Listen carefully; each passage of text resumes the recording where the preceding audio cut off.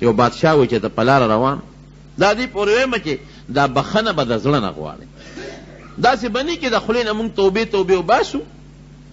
خو چې هغه وخت ختم شو نو بیا په ګناه ورسر شو نو بیا توبې وباسو نو بیا په ګناه ورسر شو داسې به نه کې یو بادشاه وی چې ته په لاره روانو یو ړوند په لار کې ولاړو وی هغه ړوند به چغې والې په سترګو ړوند و چې یا الله سترګې یا الله سترګې یا الله سترګې بشیر په شان دا دې لپاره چغې والې چې خلک پیسې راکړي نور د سترګو غرض یې نو خره بشیر جان ښه سړی دی خدای پاک د ده په سترګو ړوند دی خو ده له الله د نبي علیه السلام د صفتونو سره شوق پیدا کړی دی دا ښه خبره ده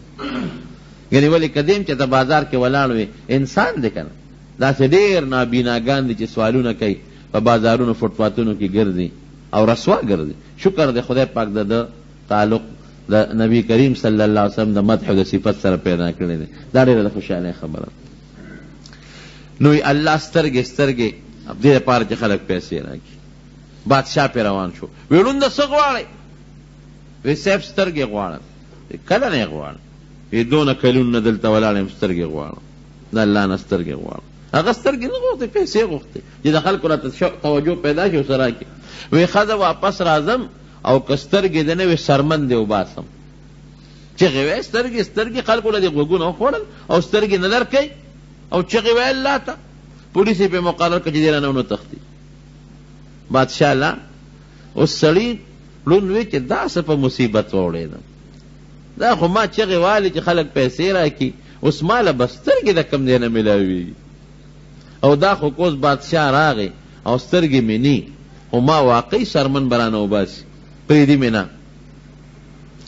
بس ړوند چغې به والې یا الله سترګې یا الله سترګې چې بادشاه پې واپس راغی د ړوند سترګې جوړې وې بینا دې نظر یې لګي ړونده دې خوا راشه سترګې دې شوي دي که نه یو جي یو بلکل دا څو ګوتې دي دا دوه دا څو دي دا درې هغه امتحان یې ترې واخېسته د سړي سترګې جوړې بادشاه ته هغه وزیران وایي چې دا دې څه کرتب وکړو دا څه کمال و څو کاله دلته کې دی ولاړ دی په دې فټفات او سترګې غوښتې چغې والې پیسې به خلکو ورکولې او هغسې ړوند په ړوند او چې تا پې دبه وکړو واپس رالې چاره د سرمن وباسي دړنې الله ته چغه وواله چې دړنې الله ته چغه وواله الله ولا سوال قبول کړ زمارونو دا ګورې حقیقتا دی چې د زړه نه د رب العالمین ته چغه وواله که نه او د الله په حضور کې او د الله په دربار کې د زړه نه سوال وکړو یا الله زه غریب یم زه ګناهګار یم او زما ګناه ما ته معاف کړه ګرنټي درکوي قرآن زه راته نه ویم د الله پیغمبر دله بالکل باقاعده ګرنټي درکوي چې دا دعا د الله قبلې اوس بدقسمته مونږ یو چې الله وایي وغواړه رسول وایي وغواړه الله وایي ومن یعمل سوءا او یظلم نفسه اے انسان چې چا په ځان ظلم کړی دی چا ګناه کړی ده ثم یستغفر الله نه بخنه وغواړي یجد الله تواب الرحیم الله وایي توبه یم قبلوم رحم مې پم کوم دا نیک بنده ته نه وایي دا ګناهګار ته وایي او ما درته وایي د بیت الله په غلاف یې په دې سر کې لیکلي دي نو مونږ ګناهګار یو په ځان هم ظلم او زیاتي کړي دي پکار چې مونږ د الله په حضور کې توبه وباسو الله نه معافي وغواړو یو اوږد حدیث دی بخاري شریف کې نبی کریم صلی الله علیه وسلم فرمایي چې بني اسرائیلو کې یو سړی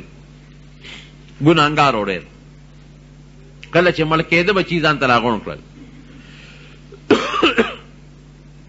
وایي زه څنګه پلار یم بچو وایي خو ته خو ډېر ښه پلار یې وی ما تاسو سره چې ته ظلم زیاتې بد کړي دي نه بابا تا خو موږ سره ټول عمر ښېګړې او ښه کړي دي وی ښه نو یو واده به راسره کوې زه اوس مرم تاسو نه یو واده علم وی بالکل بابا چې ته څه وایې وی نه ګورې زما خبره به منې که نه هسې نه چې ما سره واده وکړې پوره نه کړې بچو ورته وی چې بابا ته چې څه وایې ستا خبره منو ته خو زموږ ډېر ښه پلار یې حکم کوه نو وی واده او قسمونه د بچو نه واغشتل وی ښه چې زه کله مړ شم نو ما به وسوځوې تیل به راباندې واړوې او به مې سوځوې نو چې زه ایرې شم نو بیا به زما د اډوکي اوټه کوې معده به یې کې دا ټول ایرې به راغونډې کې نو چې کله تیزه هوا لګي نو نیمې ایرې به مې په دې اوچه باندې اونولې او نیمې ایرې به مې په دریاب کې وغورځوې. ای بابا دا ولې ځان سوځول خو جرم دی، ګناه ده.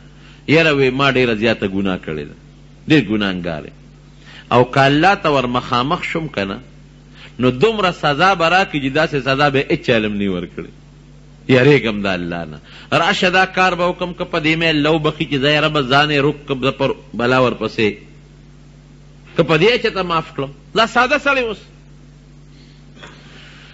بچو نه واده واغېسته. نبي علیه السلام مبارک فرمایي چې کله دې مړ شو بچو مقسې ورسره وکړل، ویې سوځو او ویې ټکوله غاډوکې ورله او نیمې ایرې یې وله په دریاب کې ونیستې او نیمې وله په دې اوچه ونیستې. لیکن زما وروڼو د الله نه څه شی پټېدی؟ قرآن حکیم کې الله فرمایي چې د دې اونو نه څومره پاڼې پریوځي دا ټولې الله ته معلومې دي. تا یو بوټی کرلی دی د هغې پاڼې به ونه شمېرئ، او چې په دې څومره ځنګلو کې نري بوټي او که غټ بوټي څومره پاڼې نیسي او پروځي. قرآن کې الله فرمایي وما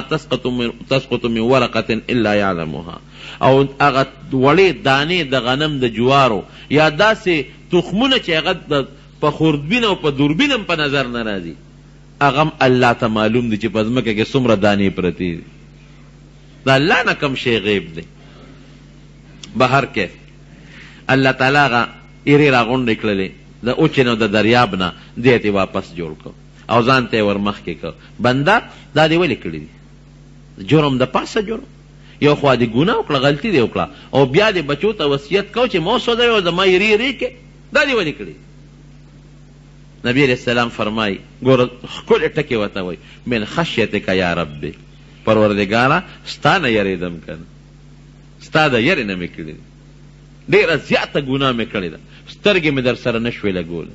سترګې مې در سره نه شوې مخامخ کولې، یېرېدم ده نه چې زه دا کار به وکړم که الله باندې په ما رحم رایي چې زه ځان یې روک که ځان یې وسوځوم، زه بس روکې کې نه جنت او نه دوزخ، خو د عذاب نه خو به بچ شم که نه. من خشیتک یا رب، الله ستا د یرې نه مې کړي دي. وانت اعلم، ته ډېر ښه خبردار یې. ګوره د دروغ نه وې. نبی علیہ السلام فرمایي چې الله به فرمایي چې او بېشک تا توبه وویسته او زما د یرې نه دا کار وکړو، بېشک ډېر زیات ګناهګار یو نیکي دې نشته، خو ځه ما وبخلي نیغ په نیغه جنت ته. وروڼو یو د الله قانون دی، یو رحم دی. ګورئ په دنیا کې یو نظام چلیږي، هائی کورټ یو سړی پانسي کی، سپریم کورټ کې اپیل وکړي، هغه والا اپیل مسترد کی، پانسي برقرار وساتي، نو بیا صدر ته رحم درخواست کوي. ګوره قانون دغلته پوره شو، صدر ته رحم درخواست وکړي، د هغه خوښه ده که رحم پې کوي هم د قانون نه بالاتر چې مړی دې کړی دی خو زه رحم در باندې کوم پرېږدم دی، او یا ولا هغه رحم درخواست مسترد کی چې نه کوم در باندې رحم، د قانون مطابق فیصله در سره کوم. دارنګې د الله تعالی نظام هم دی. وروڼو قانون سړی مجرم وګرځئ چې تا ګناه کړې ده او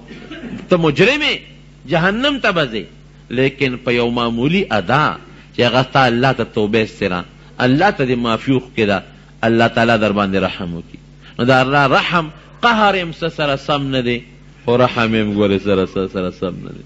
حدیث قدسی دی سبقت رحمتی غضبی، الله فرمایي چې زما د غصې او زما د رحم مقرره شي نو زه هلته بیا غصه نه کوم او ګورې په انسان باندې رحم کوم.